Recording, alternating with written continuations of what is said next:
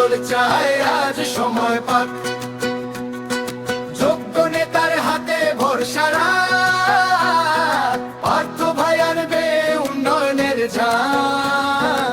ভোলার মাটিতে উঠছে ডাক, বদল চায় আজ সময় পাক, যোগ্য নেতার হাতে ভরসা রাখ, পার্থ ভাই আনবে উন্নয়নের ঝাঁ।